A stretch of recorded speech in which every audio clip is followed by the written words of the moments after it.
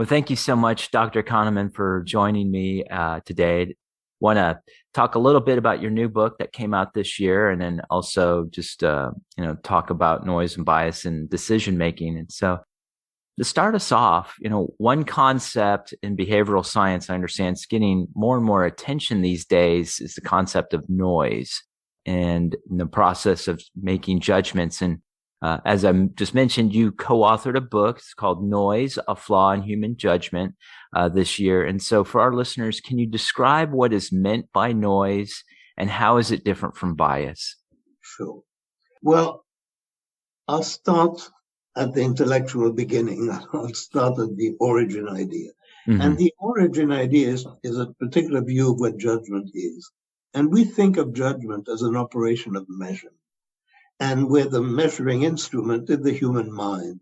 So you're applying your judgment to a problem and you're going to come up with a judgment, which is the equivalent of a value that, your scale or your ruler returns when you're applying measurement. That's important because it brings the theory of measurement to bear as relevant to the theory of judgment. And in the theory of measurement, there are two types of errors. Not only one. Mm-hmm. There are two sources of error.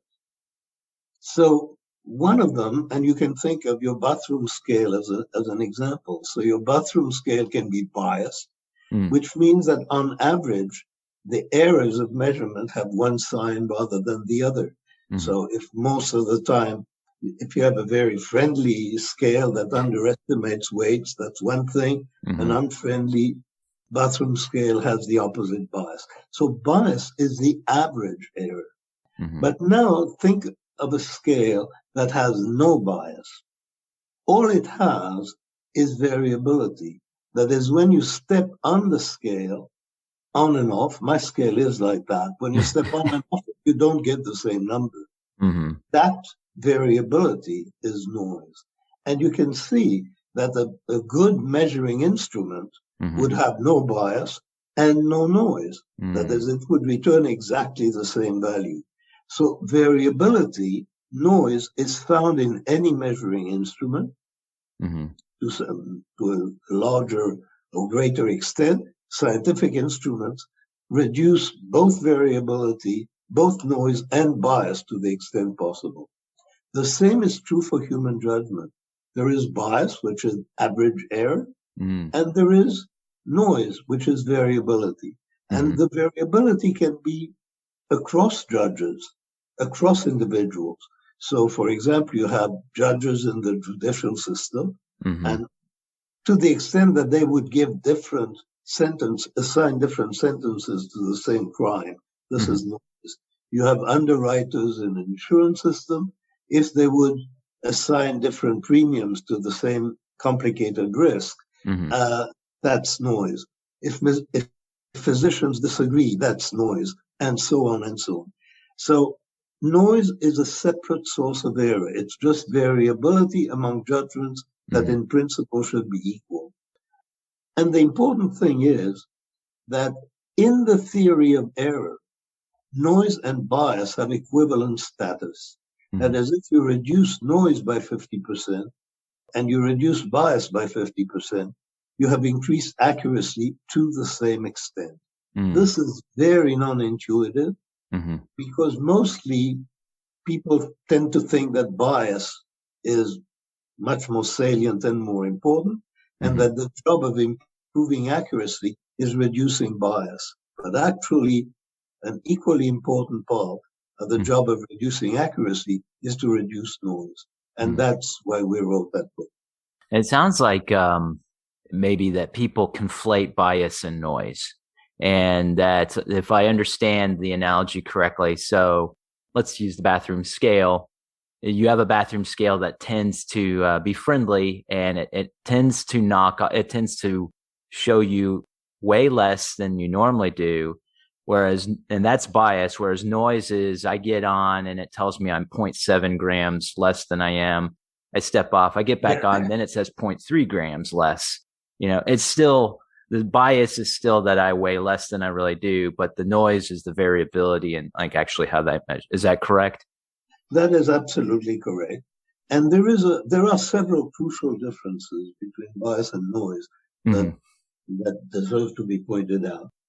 The first one is that you can, and that's why bias is so much easier to understand, is that you can recognize bias in a single measurement or in a single decision. Mm-hmm.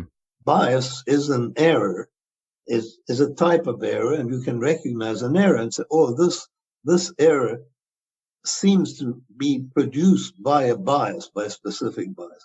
Mm-hmm. Noise, you never find noise in a single error. Mm-hmm. So noise is defined by the fact that there are many measurements and Mm-hmm. that those measurements do not agree. So noise is the statistical concept. And our mind has a lot of difficulty with statistical concepts. So that's one very important difference. And the other one is, what is the effect of taking multiple measurements? So suppose you want to get the best measurement possible with your bathroom scales, Mm-hmm. then stepping on it and off it 10 times and taking the average will reduce noise. It Mm-hmm. will do nothing to bias. There will be an average error, but it will reduce noise. You can eliminate noise completely by Mm-hmm. taking the average of a sufficient number of observations. Mm-hmm. So there are important differences Mm-hmm. in noise, between noise and bias, but both are sources of error, and both should be reduced in order to get good judgments or good measurement. Mm. So my next question is how can people recognize noise? And I think, I suspect, part of the challenge is bias seems readily evident, based on kind of what you're saying, whereas noise takes work, and our minds are already, kind of overwhelmed with sensory input all the time. And so there's a certain level of patience, that needs to be applied to, detecting noise. But how can people recognize noise, particularly like in their decision making, I think? Well, actually, the way it works, it's almost the opposite of, I think, of what you were implying. Mm-hmm. We can have the feeling of recognizing bias, but that's not evidence. We see bias because we see errors of a Mm-hmm. particular kind. Noise is actually quite easy to measure, but you have to make the effort of measuring it. Mm-hmm. People don't have intuitions about noise. We call a measurement a noise audit. So what would a noise audit be like? Mm-hmm. If you have multiple employees in your organization who make decisions, Mm-hmm. like, they can prioritize clients. Which client should they call first? You can present the same problem of prioritizing clients, present the identical problem to many employees. Mm-hmm. And to the extent that they disagree, that's noisy. And that noise is not a good thing for the organization. Mm. I mean, clearly it is to the advantage of the organization for employees who make those decisions to make them in a particular way. Mm-hmm. Similarly, the justice system is not well served if different judges would give different sentences to the same defendant. Mm-hmm. If they do, by the way, there's an awful lot of noise in the judicial system. Similarly, an insurance company would not want the premium that it demands to be determined by the lottery that actually sends one an underwriter to deal with a particular client. Mm-hmm. And it's that lottery that is noise. And it's which individual employee does a client or a customer face? Mm-hmm. And there's also a little lottery. What kind of a mood is that individual in? What's his state? Is it good mood, bad mood, before lunch, late in the day, early in the day? Those are lotteries, and organizations are better off if they minimize the role of those lotteries, both for justice and for efficiency. Mm-hmm.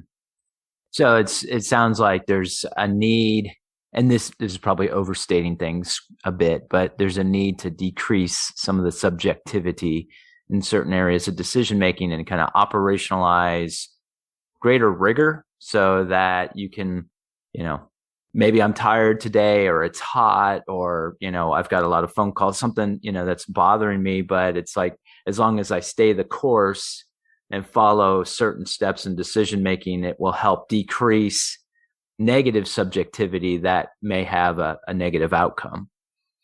In general, I think, we talk about disciplined thinking as the answer to noise. And we talk about decision hygiene as steps that decision makers or an organization can take to reduce noise.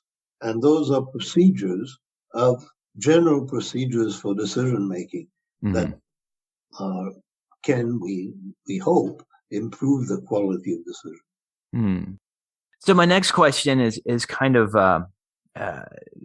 a bit on intuition, and a bit on that creative thinking. And I know you've talked about this before, but how might one determine what is truly unwanted variability versus what is novelty of thought? Well, variability is actually desirable in many situations. So if you're looking for a creative solution to a problem, you certainly don't want people to think alike. You want as much diversity as possible. In general, you want diversity because it's interesting. So you don't want your film critics all to say the same thing. Or you want diversity because of selection, so that when there are many proposals on the table, you can pick the best. And in that case, if there is selection, then diversity is good. In fact, noise or variability is the engine of evolution. And it's in exactly that way, that there is a lot of variability and the fittest survive. I mean, there is a process of selection. But when you have different underwriters, individual underwriters, making judgments on behalf of the company, there is no advantage to their being different from each other. Nobody learns anything from those differences because there is no selection mechanism. There is no feedback mechanism. So it's very important to distinguish situations in which variability is undesirable from situations in which it's tolerable or even desirable. And we call noise undesirable variability. So that's the way we define it. So, and as a follow-up, and maybe this is the answer is already embedded in the previous question, but as a follow-up, what strategies might be employed to keep judgment noise from unduly influencing how one evaluates their experiments? Well, one general principle is that averaging independent observations reduces noise. And this is just a statistical fact. That is, if you take 100 measurements and you average them, you have reduced noise by 90%. And it's just a statistical fact. Now, this is quite impractical. You can't have 100 patent officers or 100 judges or 100 underwriters. But that's the idea. That's what we're aiming for. We're aiming to make the underwriters or the judges as similar to each other as possible in the decision that they make. And for that, you want to reduce the role of chance. And so, for example, the role of chance in meetings, who speaks first, has a disproportionate influence. And in order to reduce that influence, it's good for people to think about what they want to say or have their opinions said before the meeting starts, and to have a sort of silent vote, and it can be collected, and then start the discussion, so that you don't have the accident of who speaks first or who speaks more loudly influencing all the rest. We strongly recommend breaking up problems and structuring the decision making. That is, planning what are the aspects of the problem that you want to evaluate, how you're going to do it, and then evaluate them independently of each other. And independence is really the crucial factor here. It's like independence between judges. It's independence between people in a conversation, and it's independence between the aspects of a decision problem that you're looking at. Hmm. So picking up on the idea of 100 judges or 100 underwriters or whatnot, in our current setup, it's impractical, for instance, for someone to like go before 100 judges. So my next set of questions kind of brings in artificial intelligence and other emerging technologies and how we're using technology to kind of come up with like a new way to approach that. There's a thing called generative design, for instance, where say an architect wants to build a building, they can run it through an algorithm, and whereas a human architect may come up with like 12 design ideas, a computer could come up with hundreds or even thousands. This next set of questions is about our push for technology such as AI and data science. And do you see that as humanity's attempt to farm out its decision-making obligations to a perceived infallible entity? And then I have a couple of follow-ups on that, but what are your general thoughts there on the push for AI? The AI, and it's not only AI, but any rule-governed thinking has a huge advantage over human intuition. And the advantage is that it's noise-free. And indeed, when human judgment has been compared to rule-governed decision-making or algorithms, one of the main advantages of algorithms over people is that they are noise-free. That is, noise reduces accuracy so much as to make human judgment far inferior to what it ought to be. And it's sort of unfortunate that what feels to us like subtle thinking turns out statistically to add more noise than it gives value. That's an unfortunate fact. And so there are many situations in which AI demonstrably does better than people. So we've all admitted that with respect to chess, with respect to Go, but it's also true.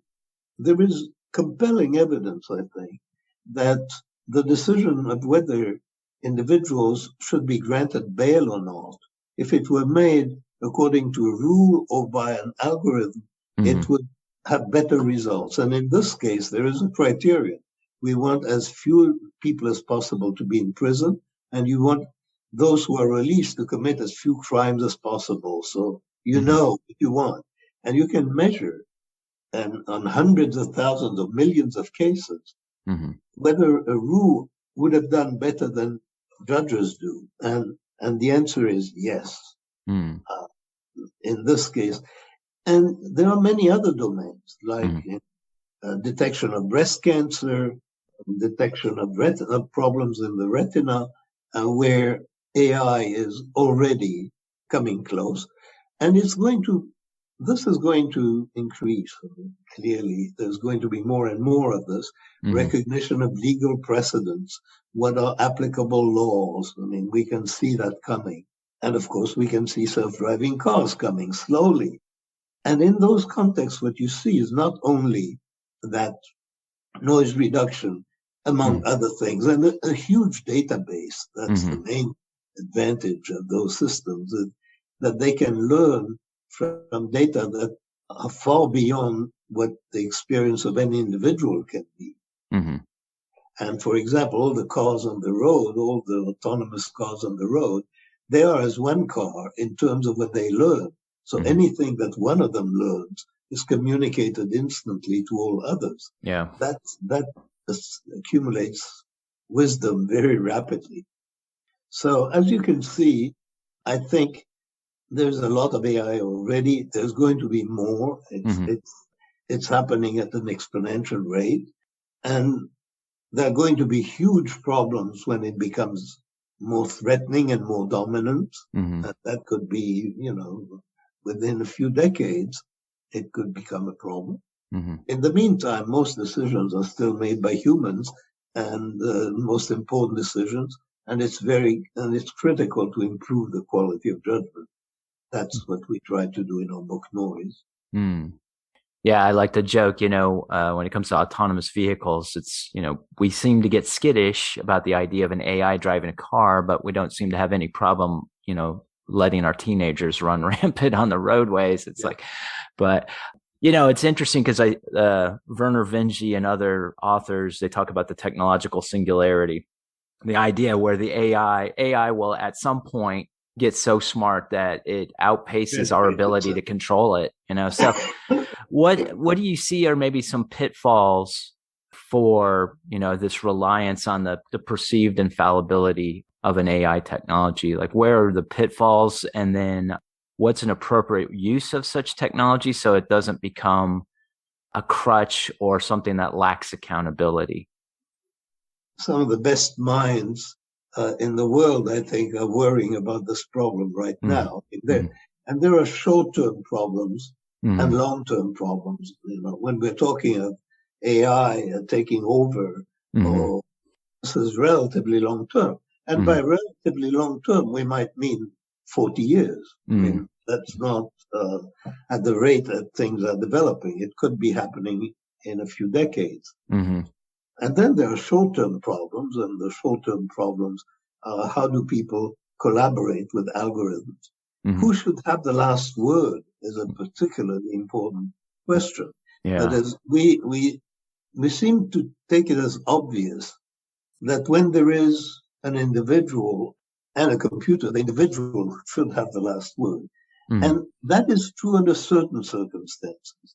It's true when you know something that the algorithm doesn't. So my example is if an algorithm has approved a loan for someone, and you happen to read in the paper that that person has been arrested for fraud, then you will override that decision, obviously, because you know something the algorithm didn't know. But when it's just a matter that you don't agree with the algorithm, then typically the algorithm should have the last word.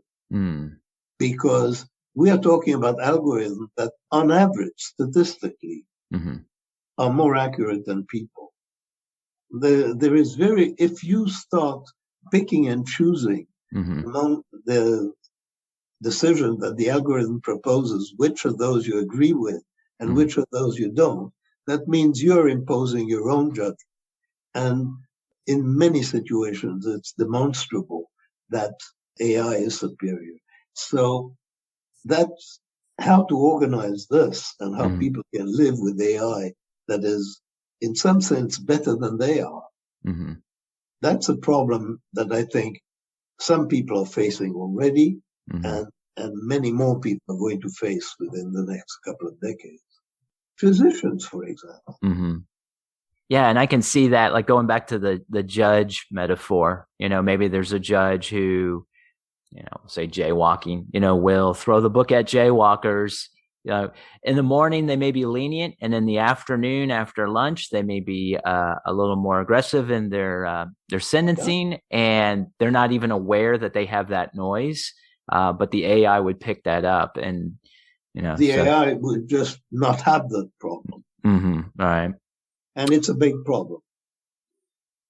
Well, Dr. Kahneman, thank you so much for your time today and for sharing your insights. This was really fascinating. And I know your noise it's just out this year, and there's a lot of work to be done to unpack that. And I know you and your colleagues are still researching that, but just wanted to thank you so much again for making yourself available for this. So thank you. My pleasure.